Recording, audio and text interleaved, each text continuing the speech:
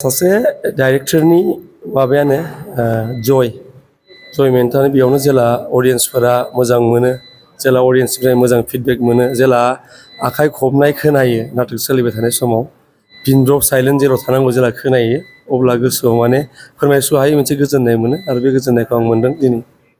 आरो बे क्रेडिटआ आंनिल' नङा, एज आ हल टीम जायफोर अर्गेनाइजेसन दङ बिथांमोननि क्रेडिट दङ आरो जेसेबां गथ'फोर सान हर खामानि मावगासिनो जोंनि ट्रेनारफोर दङ बयनावबो थाङो आरोखि बे क्रेडिटआ।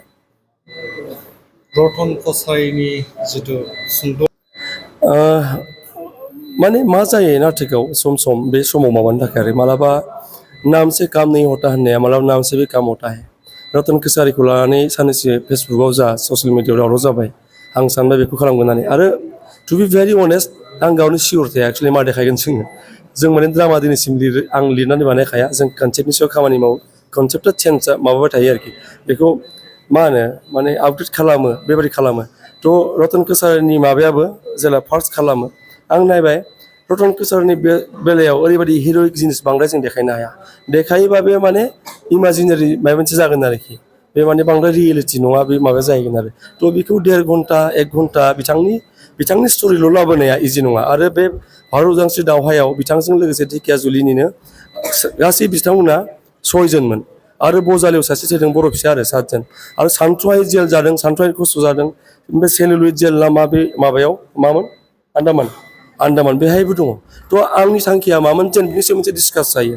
जों आगोल जेला टेंक-फाख्रि टेस्लार खालामदों बे समाव मानसिफ्रा टेंक-फाख्रि टेस्लारनि मुंखौबो बारा खोनाबावाखैमोन। जों बानायबाय, पस्टार नुबाय, मानसिफ्रा सानबाय। थ' रतन कसारीनि बेलायावबो बेनो, नाथाय जोंनि जा उदांस्रिनि खोथा फैदोंबा बिरगोस्रिनि खोथा फैयो, टेंक-फाख्रिमोननि खोथा फैयो, ब्रिटिशजों नांनाय आरो मडार्न पार्ट जोंनि बर' महरै जों जेखौ मालाबा बावनो हाया, भुमकानि इन्सिडेन्ट, गाइरी हेलिनानि जा बावसोमनाय, आं बेफोरखौ दिनैनि सानावनो एसे मान बावनो नागिरदोंमोन आरोखि। थ' नाटकआ बेनो। मोनबेसे पार्ट दिन्थिनाय जादों? बेयावथ' पार्टआ बिराद दङ, थेवबो मेइनलि मोनब्रै, जेनेबा बिरगोस्रिनि पार्ट थाबाय, रतन कसारीनि थाबाय। बिरगोस्रिनियाथ' खिरिमिनारि बायदि जिनिस, ओमफ्राय जारिमिनारि भारत उदांस्रियाव थाहैबाय रतन कसारी आरो जोंनि जा बर'फोरनि सिमांनि बड'लेण्ड थैथां, जायनि थाखाय जों दिनै बेहाय रायज्लायनो मोन्दों, बे जाबाय बड'लेण्ड मुभमेन्टनि गाइरी हेलिना, आइजोफोरनि सायाव आं खालामनो नागिरदोंमोन। आरो बेनि अनगायैबो जोंनि मडार्न जेनजिनि खोथा फैबाय आरो जाफोर जों बायदिफोर दङ जेनजि नङै बेफोरबायदि आरो टटेल बिदिनो डाइरेक्टलि नायनो थाङोबा मोनब्रै पार्ट।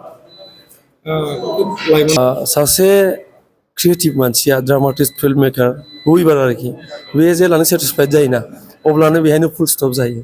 थ' आं गोजोननाय मोन्दों, मोजां मोन्दों, बेबायदि मोनसे बयबो खस्थ' खालामदों, इमसनेल ममेन्ट आंनि थाखाय मोनसे बे टु बि भेरि अनेस्ट। आं गाबखुमायो मानसिफोरनि देखायबाबो, नाथाय सेटिसफेक्सन आं सानगासिनो दङ आरो बेटार खालामनो हागौमोन। आं मानो बांद्राय सिरियास जायासै, आं मानो बिसोरखौ एसे गुरै खालामना होखो, आं जुदि एसे नाजाबावोमोन आरो बेटार जागौमोन, बे मोनसे साननाया अरायबो थायो आरोखि।